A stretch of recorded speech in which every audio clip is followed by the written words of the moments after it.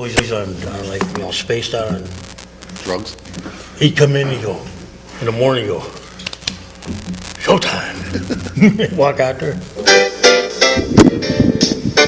From Erie's own Government Access, Channel 9, from the City Hall Council Chambers, it's time once again for the Taxpayers Hotline Show. And now, ladies and gentlemen, your host. Put your tongue. Yeah. Well, welcome to Taxpayer Hotline, and sometimes I'm here alone, but today I have two of Erie's finest. So this is Councilman Kaz Kwiatkowski, and I'm along with... John Steiner. And Mark Alexandrovich. And here, the rules are very simple. This is your show. You can talk about anything you want. It's 1 hour of your time. Feel free to any subject. The only thing we ask, keep it in the bounds of good taste, and try not to get personal. And with that, call in, feel free. Who said it was cold today? It's warm. It's warming up compared to last night. It was minus 18 on the... Right. I was going to put... I said, you know what, it's so cold, I put on my army sweatshirt. And You're overdressed for the occasion today. I've been outside all day. I helped my mother shovel, did mine, and my one car hit the bunkers. Did it? About an hour before the show, so... This is for certain. Older houses with no insulation, You're going to find out, right? the pipes running through the outside wall, water stops. Yeah. It's been a long time, and I told, old timers always, so I told some young girl coming out of church one day, I said, you won't hear any of the old timers tell you that, because this is one for the books. We haven't had a cold snap like this in a long time, Right. Continuously, but Well, we haven't heard the term polar vortex at all this year. where do they get these terms? When I was a kid, you walked outside, Yeah. and we called it glove weather or not glove weather. If you were playing football in the snow, Yeah. okay, glove weather meant, it was cold. That's a catchy term for the Weather Channel. What's that? The polar vortex. Well, now we don't have just ice. We have black ice, white ice. We don't have cold. We have bone-chilling cold. Yeah. Cold, Right. scary, death-defying cold. Right. These guys are, where else can it be raining? And he said there's an 80% chance of rain. Well, 80% chance, 20%. Partly cloudy is the same thing as mostly sunny, and vice versa. I will say this: my weather rock confirmed my thermometer's reading. Well, The weather rock never fails. how do you read a weather rock? Very simple. We have one. I used to have one in front of City Hall. I showed how it worked. Learned this from the ancient Norwegians. The Norwegians? Yeah. Okay. And what they do, they hang a rock on a string. Okay. Okay. If it's cold, the rock, it's cold. If it's wet on one side, it's raining. If it's blowing, swaying, it's windy. The rock never fails.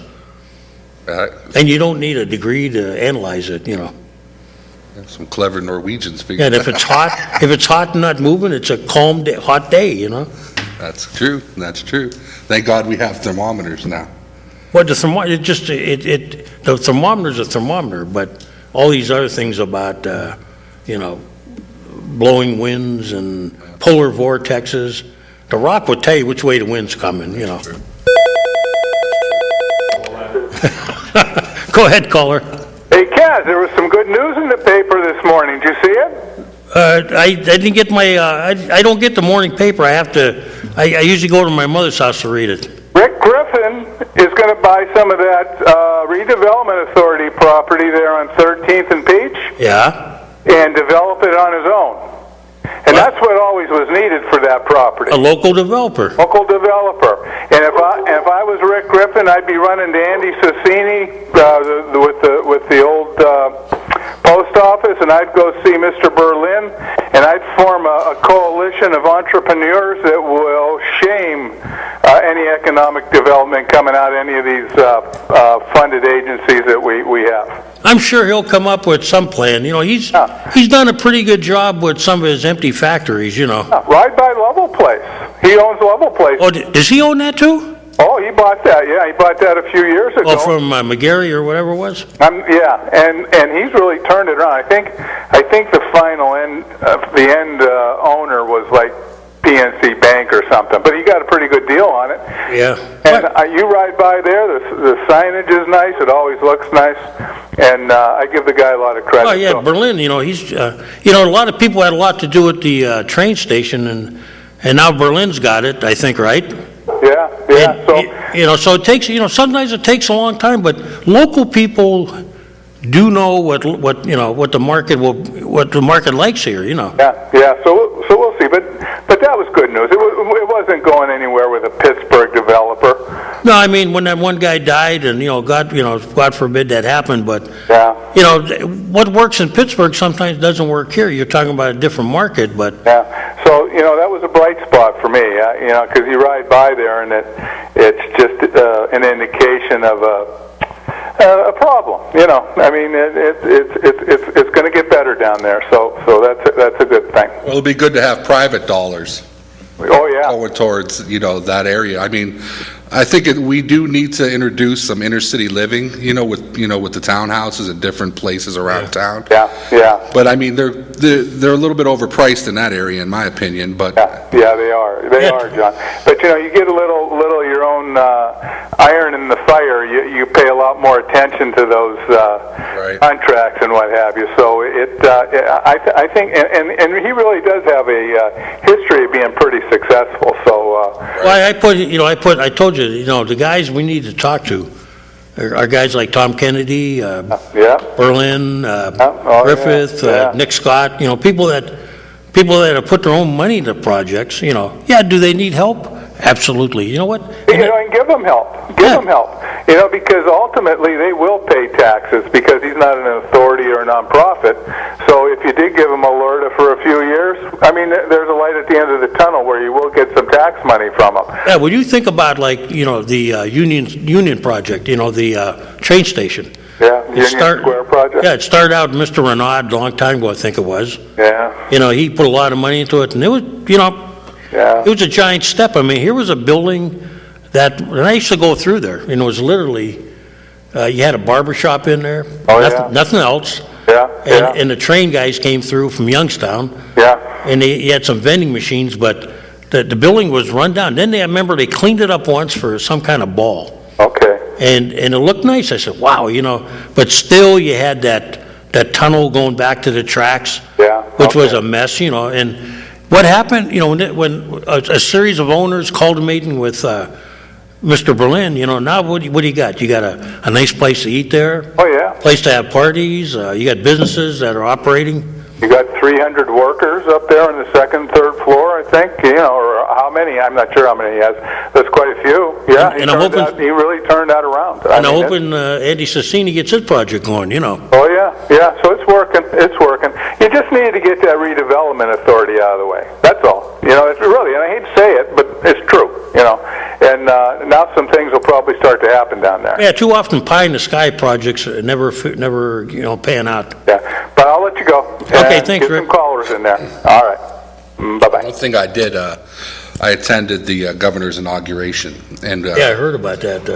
there was a lot of folks down there from Erie, and one thing I do realize is that people in Harrisburg and the other parts of Penn, they have no idea where Erie's even located. Not some of them don't. No, and we were meeting with some of the economic development people from the state, and they were telling us that, our CRIZ, the application that we turned in, was the number one application as far as the merit goes. So, I mean, people upstairs did a good job on that. And You mean the second one that they did? yeah, then The one they did properly, or? right. Yeah. And it turned out to be the best out of all of them. And the other politicians put the poo-poo to it and threatened the governor and said, if you don't send the money to, what was it, Allentown? Or who got Well, Allentown had the first one, and were very successful. Yeah. And then I believe Bethlehem Yeah. actually bid on it. Bethlehem, the sister city. Right. They applied for one, I think, and it would have been, the original way it was supposed to work, the way I heard it, was one east, one west. After Allentown was I met Mayor Pavlovsky, and he came up with him and this Republican. He worked cross-party. Yeah. He had a Republican legislator that they saw the good in what could happen. So they took a vast part of Allentown, the inner city, basically declared, a zone where they were going to clean it up. And they did. They wiped everything out in that area. They built the arena and the convention center that they're going to have. They have a nice arena. They managed to secure the Philadelphia Phantoms from Philadelphia's going to get rid of them anyway, their minor league team. So that team was like looking for a home. Now they found one. I think it's like 9,000 seats. Right. And then they built a couple of high rises that they got local businesses moved back in the city. Actually, the suburbs got mad at the mayor because it was like us taking some from Mill Creek. Yeah. Like, come on back to Erie now, right?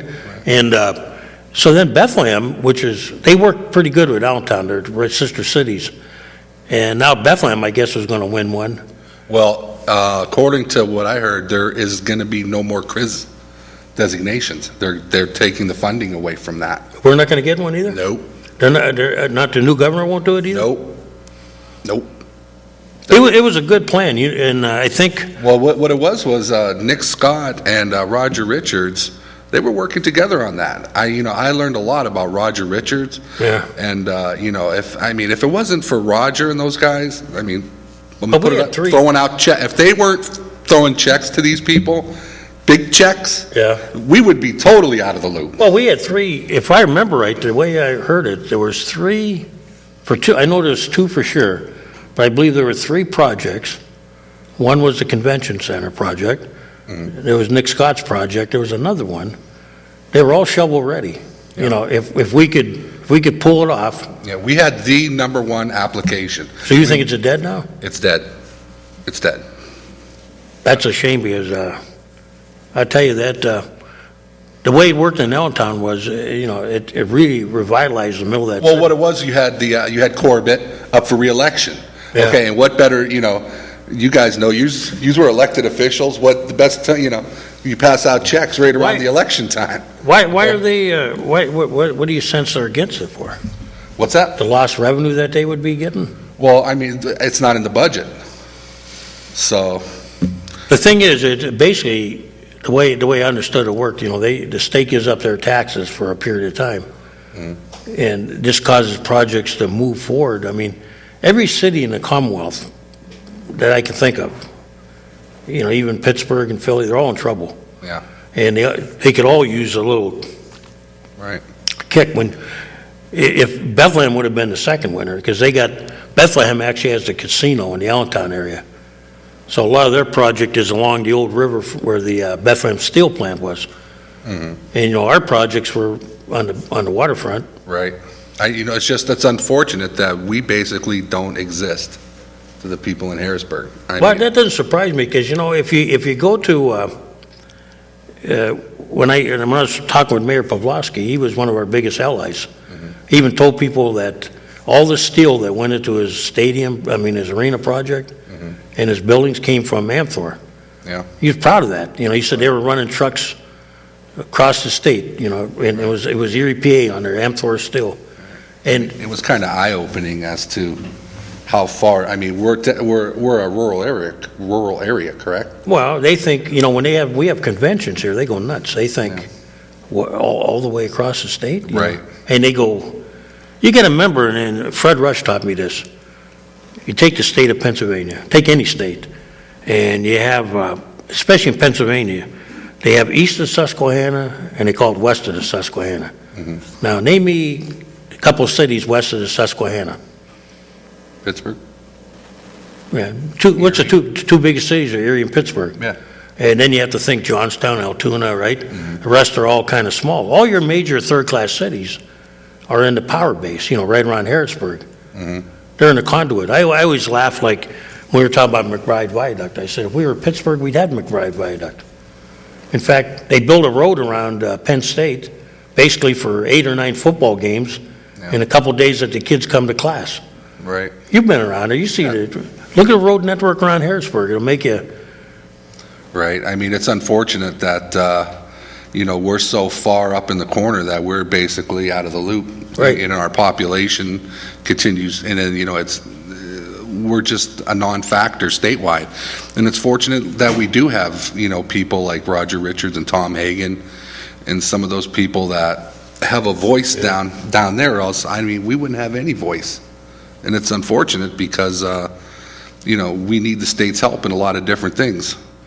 But they're not in any big hurry to come to our aid, I can tell you that right now. Well, part of the problem is when you look at it, pipe in, Mark, Pipe in, Mark's Wait, if you look at our population, we're 280,000. Okay, and 280,000 compared to, pick any of the regions, Allentown, Bethlehem, Easton's 800,000 roughly. Wilkes-Barre, Scranton, probably, I'm going to guess 500, 700,000 people. A little bit less than Allentown, Bethlehem, but Right. go ahead, caller. Three of a kind ought to be a full house. Yeah, we're trying to get Mark to pipe up here a little bit. Mark looks good. I think he's glad he got away from that political garbage. He's getting smoother and cooler. Well, here's what I'm going to do. I'm going to meet with I'd like to ask the Times News when they had that article. If we bring it out again, will they come after me like they did Mark? Oh, you mean about the snow? Yeah. People are calling me all over town going, we need some rules. And I go, well, we had a councilman that tried it. And they basically, cut the guy's legs off, Oh, yeah, but you got a mayor that doesn't do anything. Well, I think we're too lax. A lot of people are finding out this last snowstorm. When you wait a week and a half and your neighbors are sitting there, don't want to move their cars, Yeah, well, I see a picture on television. I guess we do have a grader. Yeah, we do. Well, where's it been all winter? In the garage. But the reason why I called, I got some information somewhere that the Erie Redevelopment Authority was going to lose their properties for back taxes. That's possible. And that's why they're selling. That's very possible. Have they paid their taxes?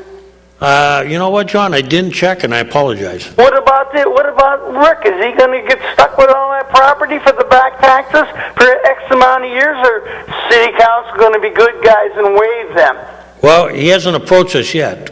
Well, I know. He'll be here. well, I'm He'll sure be right there. Will you? But I'll tell you what, though, I feel a lot more confident. The hook? I feel a lot more confident with a local guy, that's...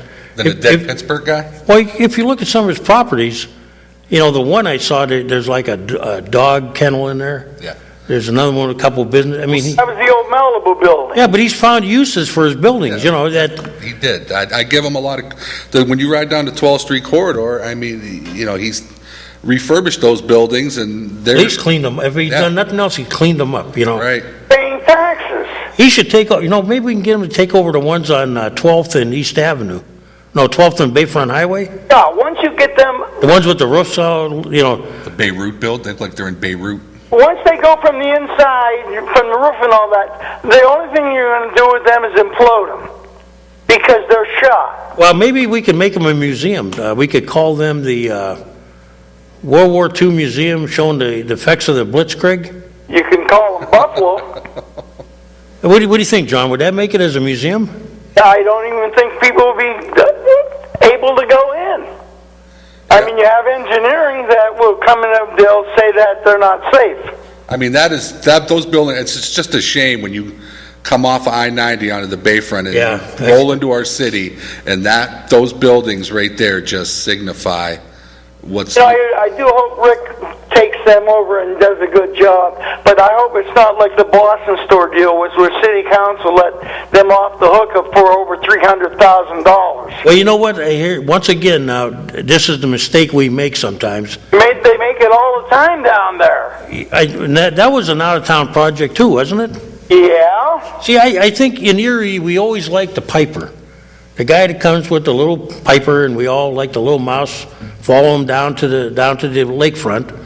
Okay, we look for the, what do you want to call it, the savior to come in here, The guy that's going to bring us the steel plant, the juice plant, name whatever you want, right? When sometimes right in our backyard, we got the guys that know what they're doing, and we don't ask them, and we don't, we assume that because they're from Erie, maybe they're not smart enough, that. But they're more than smart enough. They're smart enough not to get involved. Well, yeah, or if they do get involved, Like I've watched different people with projects, from Erie, when they get involved, all of a sudden, you take the train station. It may have taken 3 guys, but they're all local. Right, they're using their own money. Right. They're not out there begging for help. And Mr. Renaud, he had to spend a lot of money to bring that up to even close to where it was, and he probably got into some, shortcomings with the cash, and, anybody, when he saw how that train station looked, but, if he doesn't start that project, we're not talking about Mr. Berlin finishing it off now.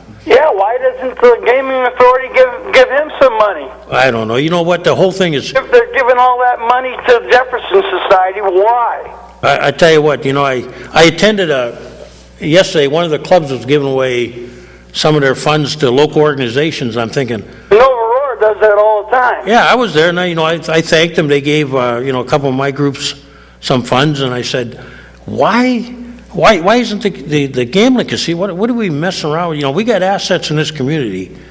We need to define them. What needs help? What benefits the vast majority of people? And out of all that gambling money, the city directly doesn't get a dime, which is... Well, you guys, instead of funding the zoo, funding these different assets, Yeah. they get the funding, which is in turn supposed to lower the taxes. Are you guys lowering taxes this year, Kev? No.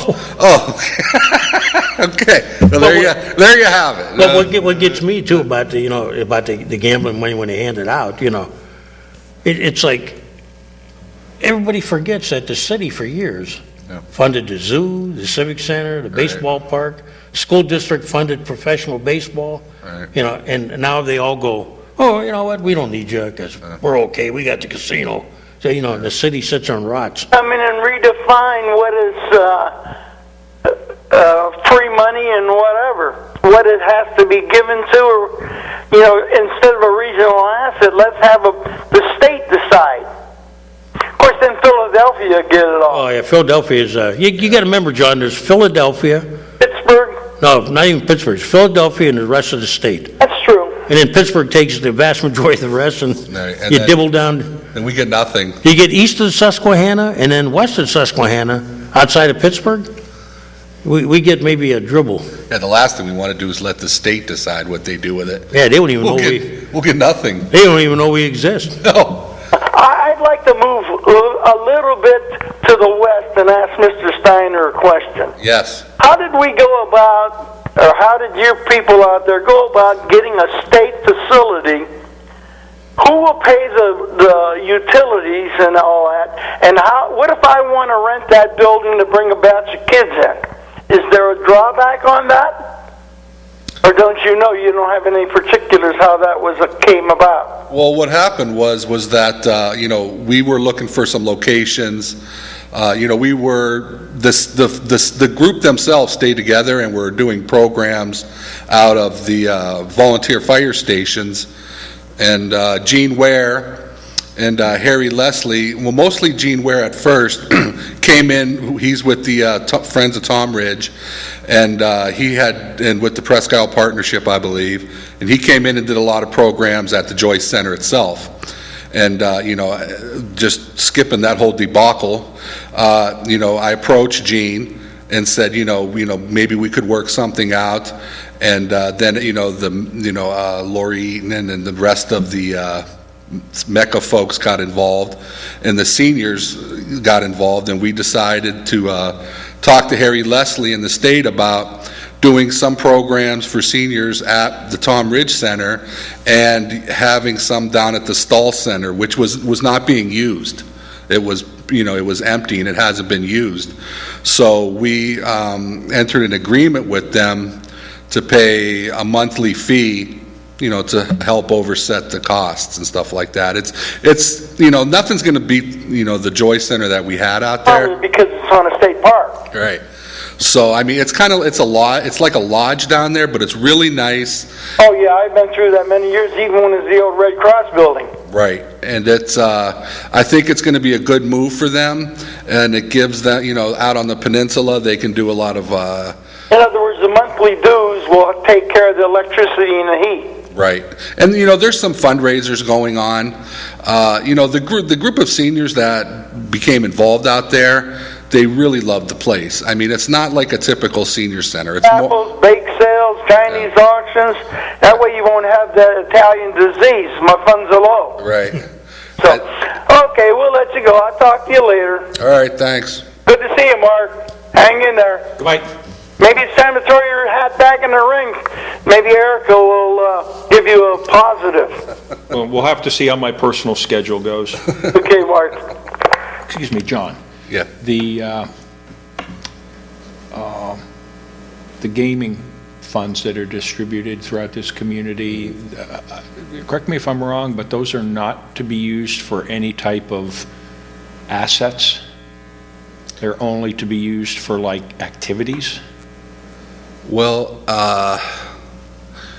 it all depends on, I guess, for the gaming money, who's asking, and what, we'll see with the Joy Center program being relatively new, and the political drama that has gone on out there, and since then, a lot of elected officials are weary of helping those people because of what went on out there. So I know there's people talking to the community foundation, different things like that, but the ultimate goal is for them to have their own center. You know, the whole Tom Ridge thing is just an intermediate thing, so it's not a long-term location. But in the meantime, you know, Lori Eaton and Mecca staff and other people, they were out trying to raise money in order to help these folks. And, you know, it would be nice if people in our community would stand up and help them, because they could use it. And, you know, it does a lot of good for the seniors in Mill Creek. I mean, we weren't even open like 8 or 9 months, and we have 400 members. I mean, and the way that whole thing went down politically was an absolute joke. Is that Mill Creek only? It was Mill Creek. No, anybody can, I mean, city, we had, you know, members from the city, Fairview, Summit, and it was it's a county-wide program. And one of the things that the Mill Creek supervisors, you know, they would complain that, oh, we have other people that, you know, we're paying for it and other people are using it. 90% of the members, I'd say, well, maybe 80 to 90% were from Mill Creek. You know, and I would come on the show and tell people from the city, you know, you guys can get involved with this program. It's not like any other, you know, people ask me, you know, well, what's all the hoopla? You know, this gets back to, like, I remember the argument when they had the zoo. Mm-hmm. For years, you know, the city was the only one that funded it. Right. Years later, Mill Creek helped us, but we never sat there like some communities do, and Pittsburgh does this. Mm-hmm. We didn't sit there and say, well, you know, if you're not part of the city, you're going to pay more. Right. In Allegheny County, that's what they do in Pittsburgh. At Allegheny County, you get a break outside Allegheny County because you're taxed, you know. Right. We have never in the city ever said, you know, all the things we provided, we never said, well, you can't come here because you're from Mill Creek. Right. You know, we have to quit that stuff, you know, and, Absolutely. It's, I mean,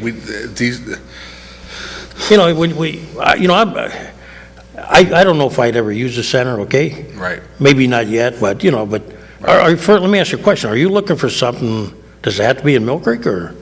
I mean, no. I mean, I'm sure that if it was a nice location, I mean, it's mostly Mill Creek people that go there. Yeah. And, you know, Fairview and Summit and all that area. But, I mean, at first, we looked for different locations. We were looking for areas, you know, closer to Peach, more centrally located because you have the Bell Valley folks who feel left out.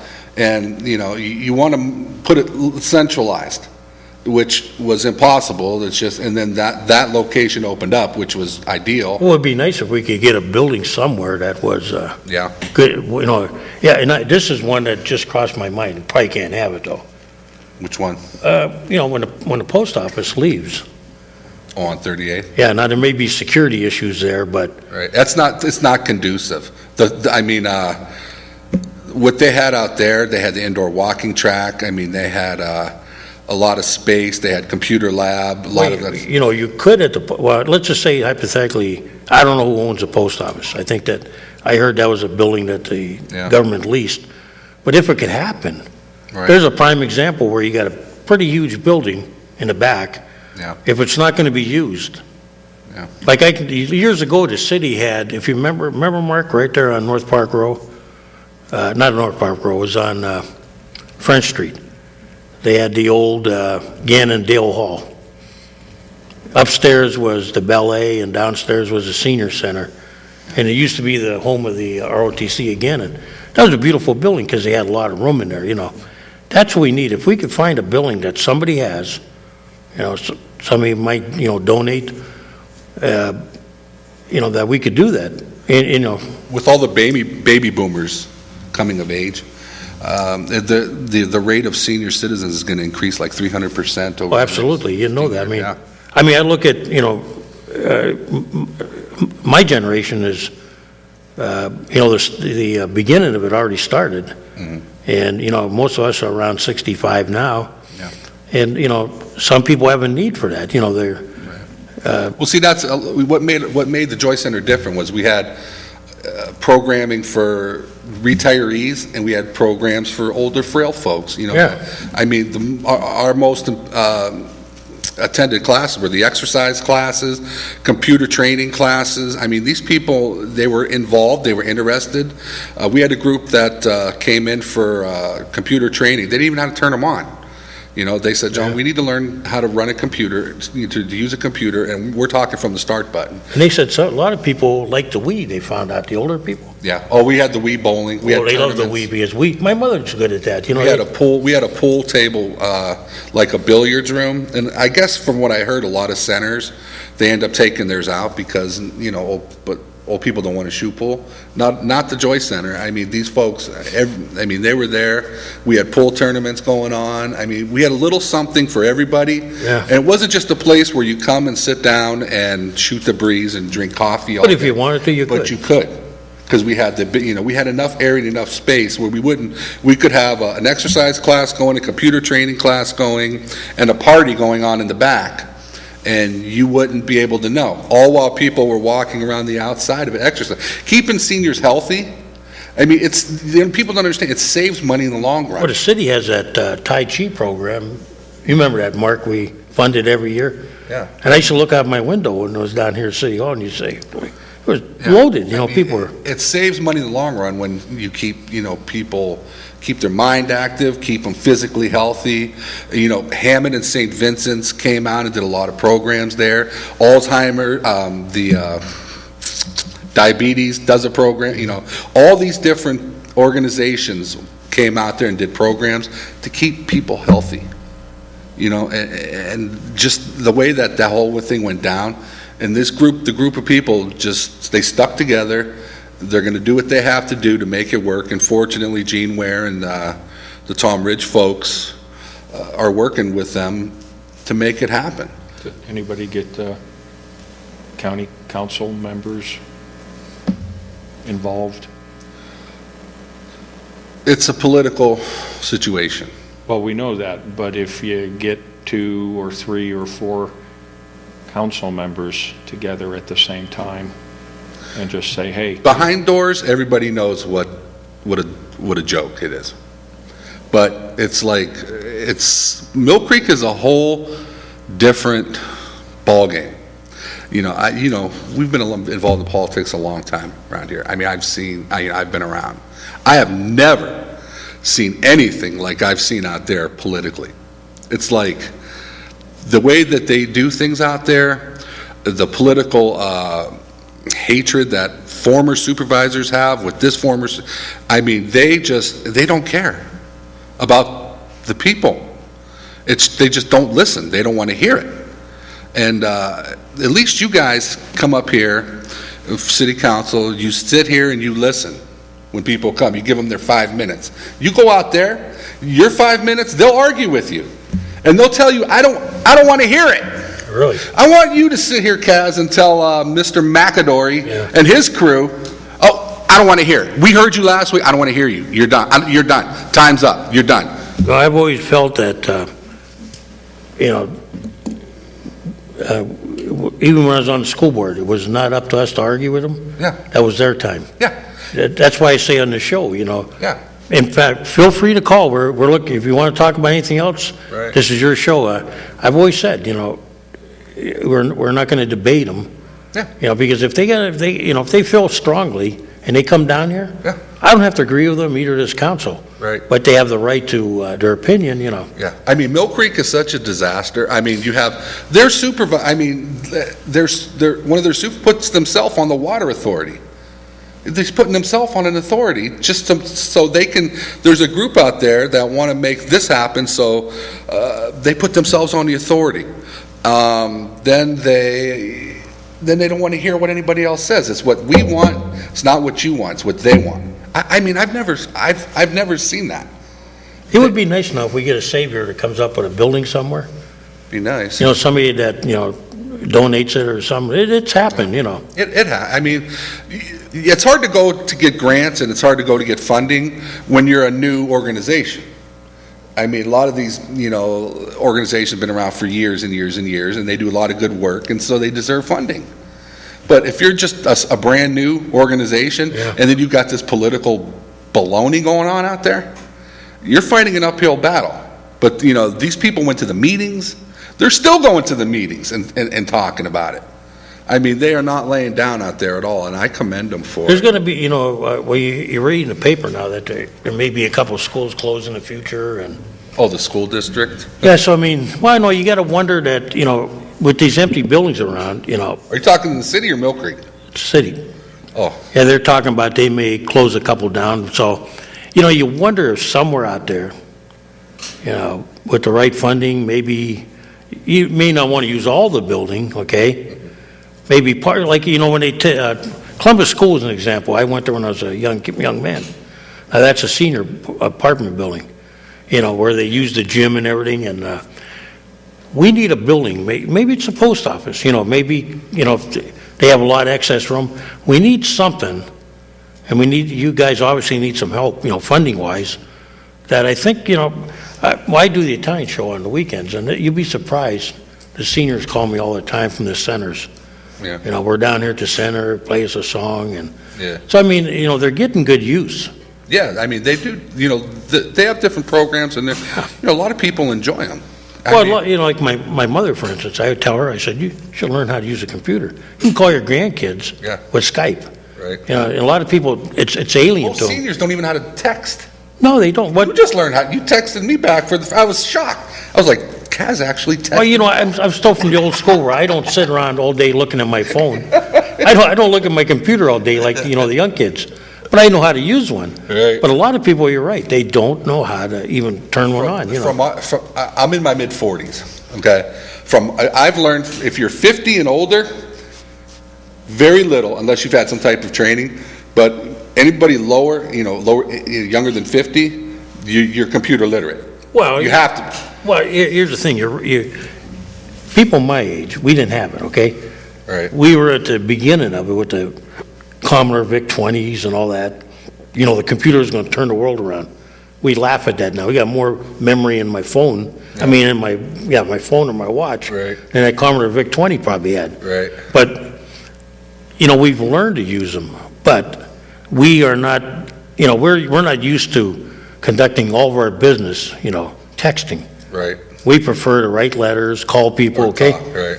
Because that's the way we were raised, okay? Right. Well, the younger generation, they don't want to talk. They want you to text them, and that's it. But when you come to my office with that, Yeah. and that's when I say the meeting's over. Right.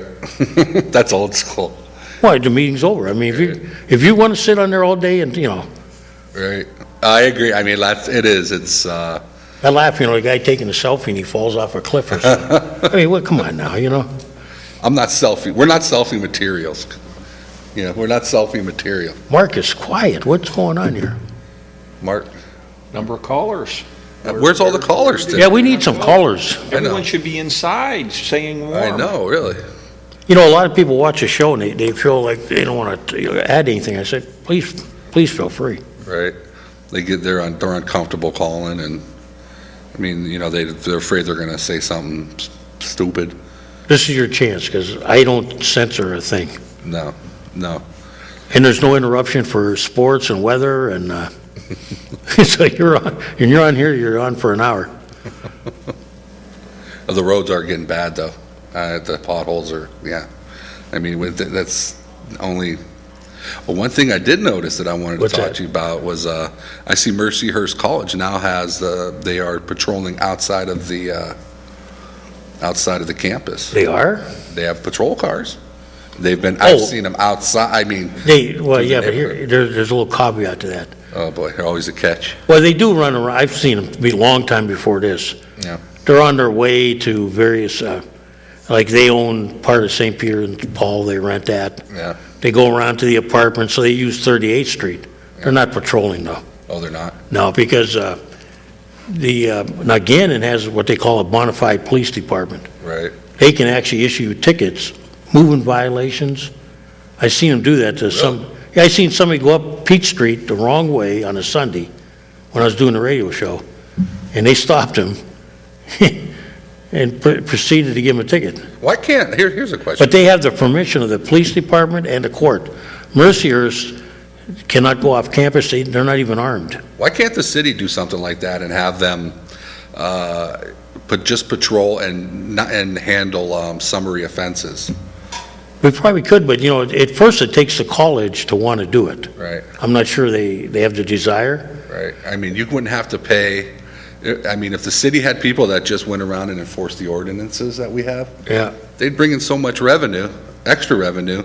I mean, I know you'd have to train them and all that stuff, but I mean. Well, years ago in Erie, for instance, we had what they called a traffic department.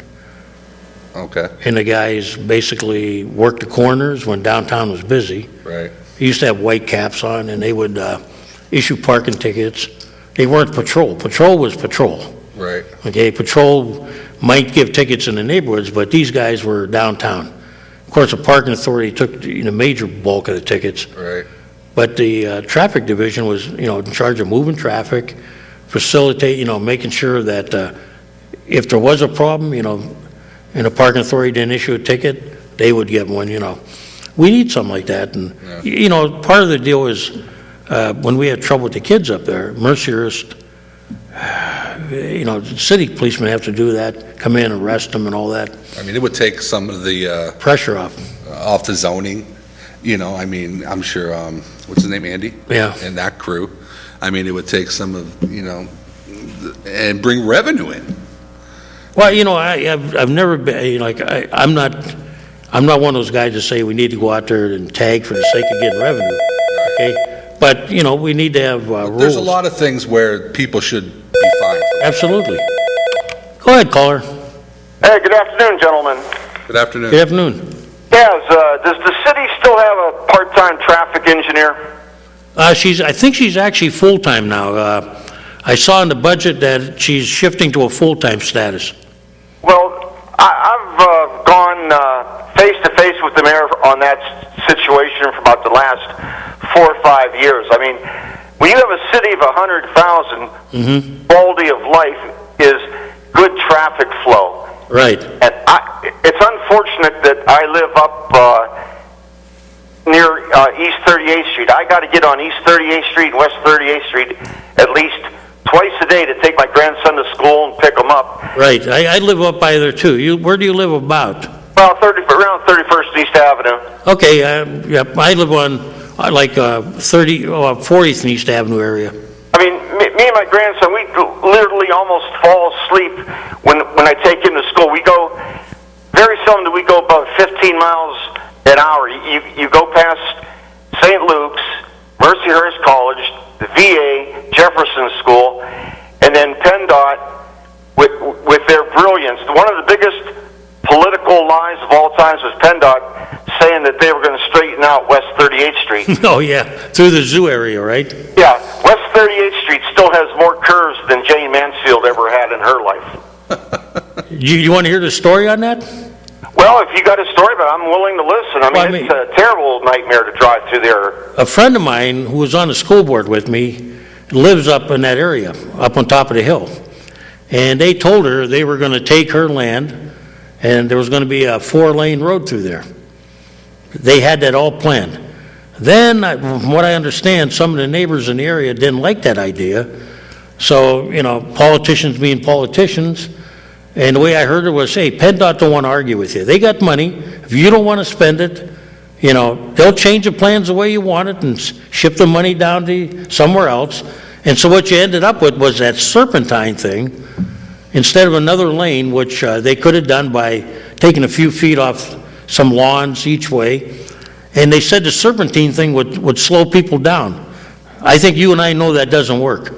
Oh, believe me, it does work. It does slow them down. Sometimes, but if you're heading east, you'll watch they come on your left side, they speed to get in front of you. Then they you know, go through there pretty quick, but you're right, on heavy traffic, it does slow it down. Well, the people in that area, I won't insult them. I got a special name for them, but these people that have some money in their pockets, every time PennDOT does a project, they have a meeting with the neighborhood people. Yeah. Had a meeting at Jefferson School, and the people said, we don't want 4 lanes of traffic in front of our houses for that 5 blocks between Glenwood Park Avenue and State Street. They said, we only want 2 lanes.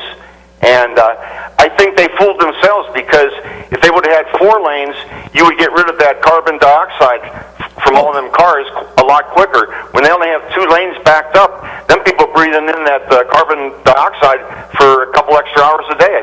They fooled themselves by having that meeting. Yeah, and then, you know, sometimes I watch, it's a little different heading west, but coming from the west heading east, every time I take that road and I shudder, so I take a different way around it now.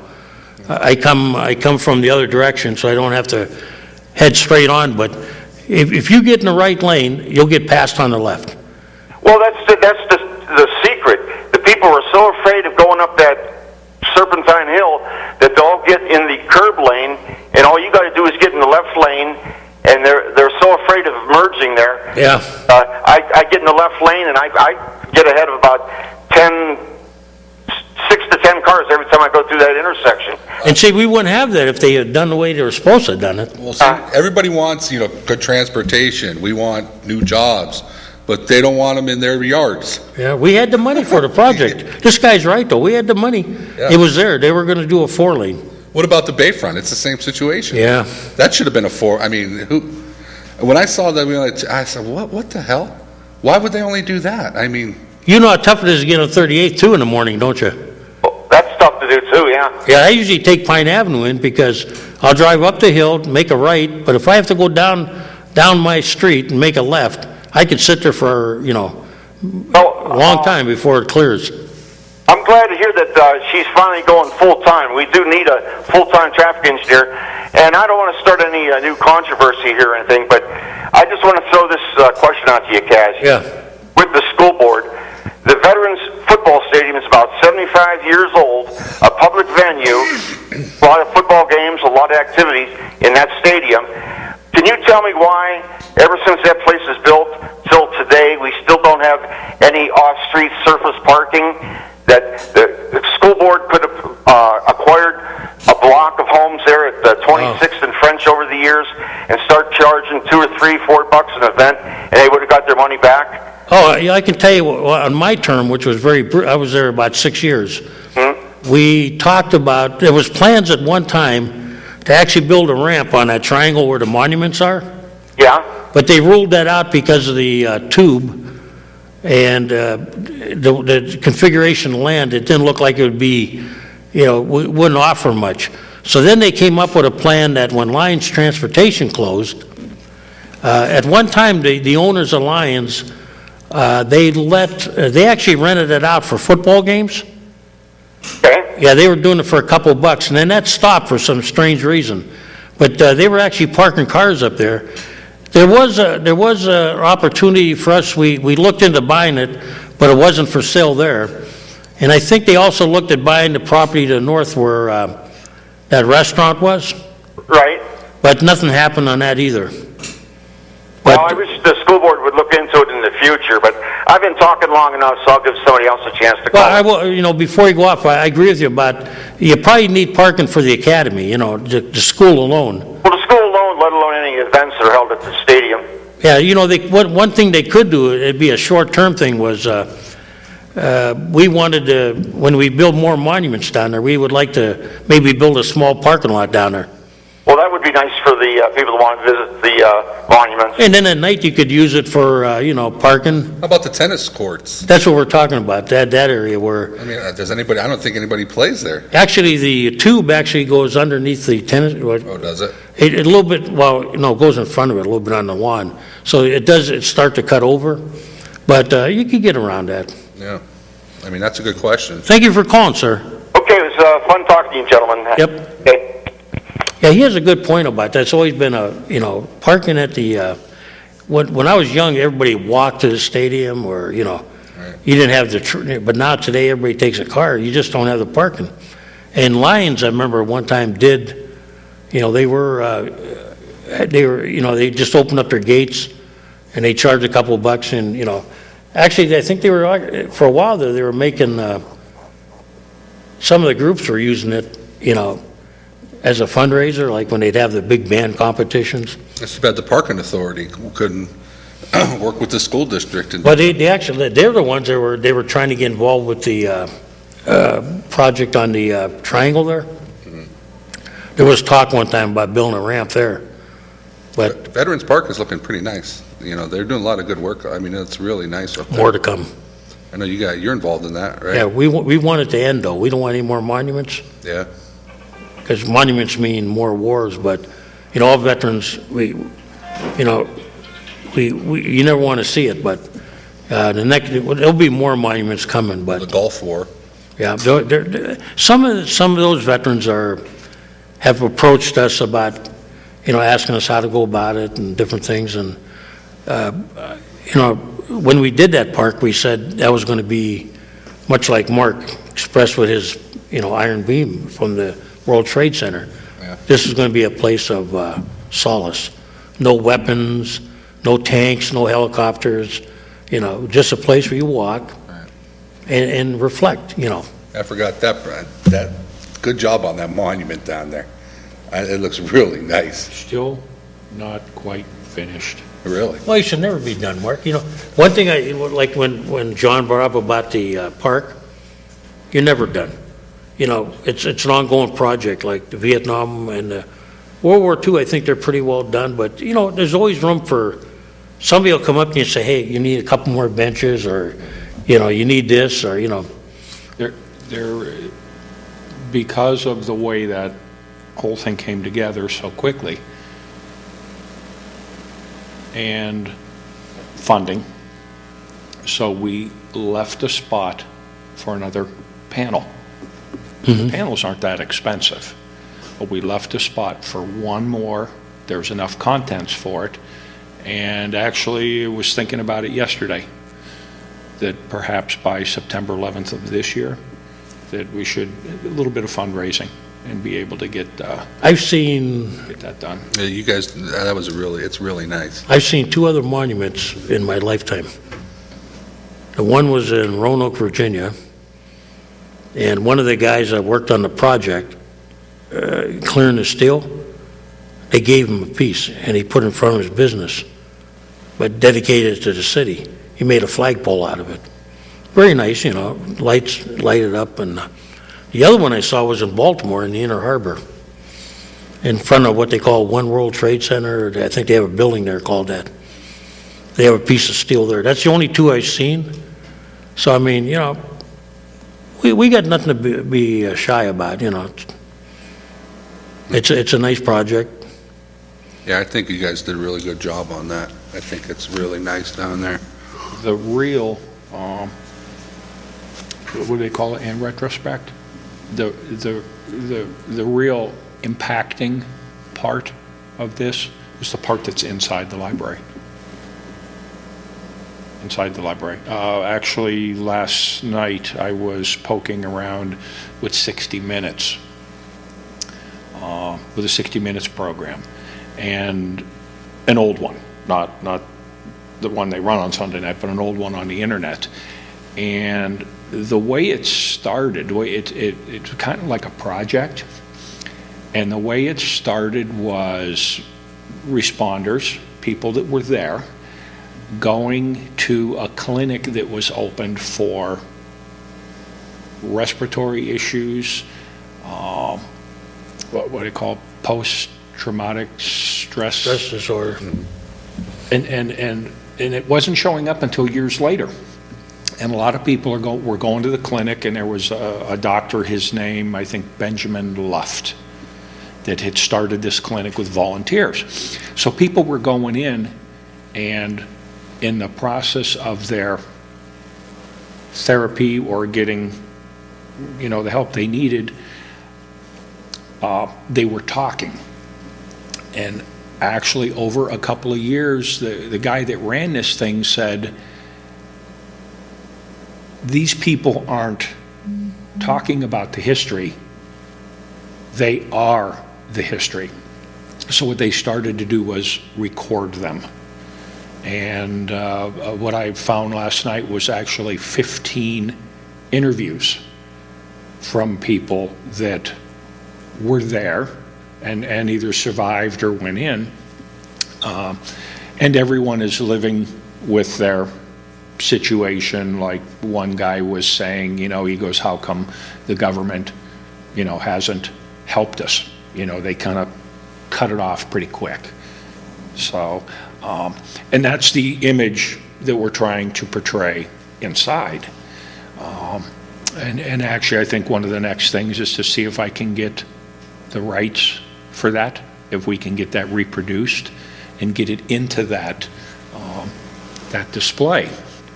Because we have 4, actually there are others. There are others in Erie, so we don't want to make it sound like there was only 4, but there were several people that went, but we couldn't get in touch with them. We couldn't get in touch with them to get their stories. So that's going to kind of be ongoing a little bit. I'm thinking maybe another year. Hopefully another year we'll get that wrapped up. And that was my take on this whole thing. Again, people were asking, why'd you do this and why is it so important? Because when you look back, it's history. And it is, a lot of people will say it is a defining day in history. And I think that's why I've kind of have attached. Yeah, I like the to it. idea. East High School did that with our veterans. There's a whole set of those discs down at the library where the kids interviewed, veterans from World War II. And they ran out of money. We were going to go further, do Korea, Vietnam, the Gulf Wars, because those things, they're there forever. But Let's, and just before we go here, 1 minute, I had an uncle from Cleveland who passed away towards the end of last year. And he was involved in the Battle of the Bulge. And what he said was when all the guys were riding in a truck, in the troop, taking them there, that, and we know we kind of have this now, it's like, what are you?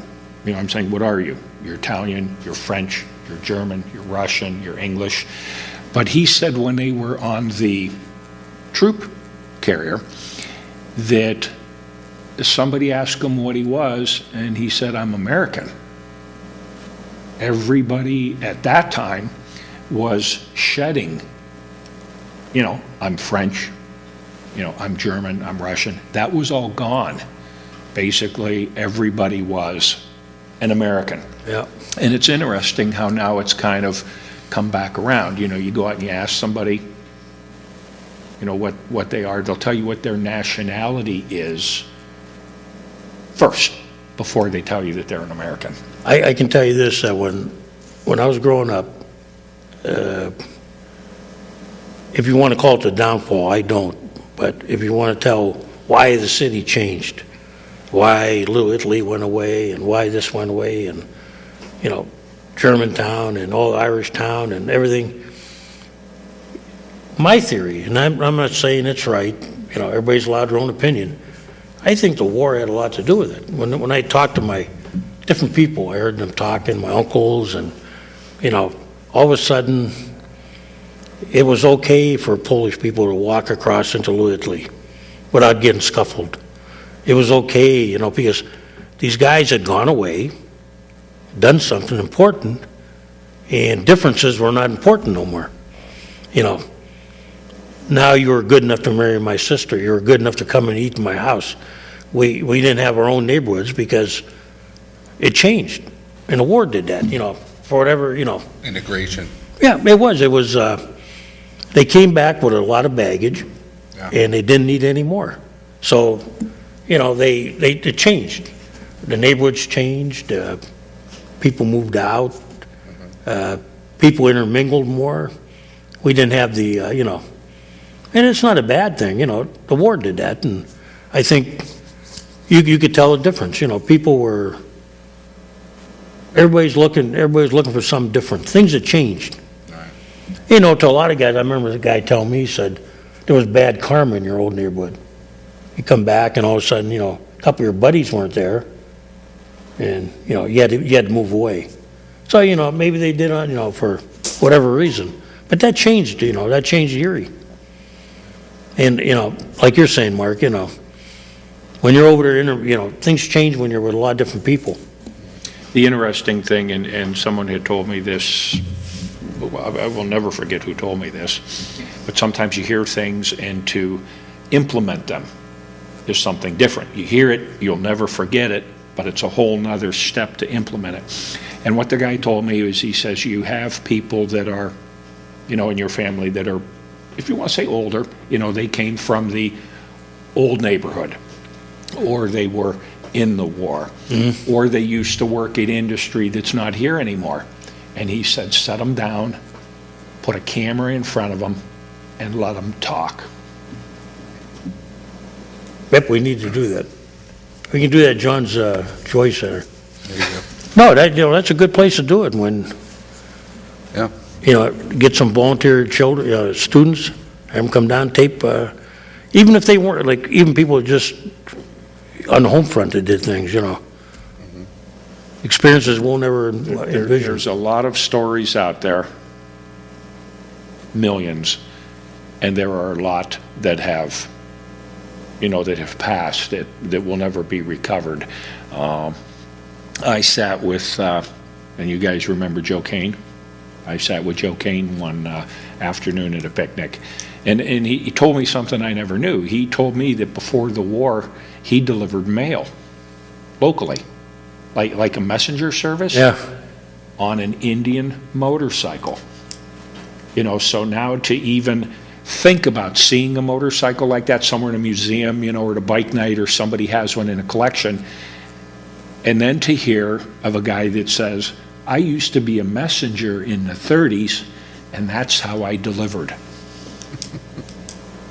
Well, we got the high sign, gentlemen. Yeah, I think we're off the air, so Cass, No, thanks for we're help. still on, We're but- still on? Oh, good. So we'll just say, Mark, thank you, and Goodbye. John, Yes, thanks for having us. See you guys later.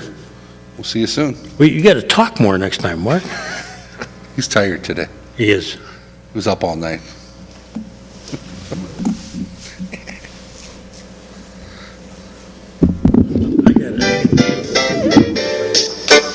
Ladies and gentlemen, you have been watching the Taxpayers Hotline Show on Erie's own Government Access, Channel 9.